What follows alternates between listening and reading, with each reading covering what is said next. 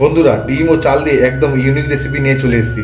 প্রথমে কড়াইতে কিছু পরিমাণ তেল দিয়ে দিবেন, তারপর দিয়ে দিবেন আলু ও ডিম, তার মধ্যে দিয়ে দিবেন হলুদ ও লবণ, দিয়ে হালকা ভেজে নিয়ে তুলে নেবেন। ওই তেলে কিছুটা পরিমাণ তেল দিয়ে দিবেন গোটা গরম মশলা এবং দিয়ে দিবেন পেঁয়াজ কুচি। পেঁয়াজ কুচিটাকে লাল করে ভেজে তার মধ্যে দিয়ে দিবেন আদা রসুন বাটা, দিয়ে ভালো করে কষে নেবেন। কষে তার মধ্যে দিয়ে দিবেন টমেটো কুচি এবং ধনে পাতা, তারপর দিয়ে দিবেন লবণ, হলুদ, লঙ্কা গুঁড়ি এবং জিরা গুঁড়ো, দিয়ে ভালো করে কষে নিন। কষানো হয়ে গেলে তার মধ্যে দিয়ে দেবেন কিছুটা পরিমাণ চিনি দিলে তরকারির স্বাদটি ভালো থাকে।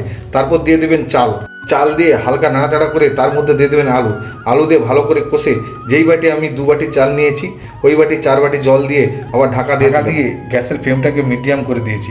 তারপর 5 মিনিট পর খুলে তার মধ্যে দিয়েছিলাম কাঁচা লঙ্কা এবং ধনে পাতা কুচি, দিয়ে আবার 5 মিনিট ঢেকে দিয়েছিলাম। আবার 5 মিনিট পর খুলে তার মধ্যে দিয়েছিলাম গরম মশলা এবং ঘি এবং দিয়েছিলাম ডিম দিয়ে ঢেকে 10 মিনিট লো ফ্লেমে রেখে দেবেন। এইভাবে বাড়িতে বানিয়ে খাবেন, খেয়ে আমাকে কমেন্টে জানাবেন কেমন হয়েছে।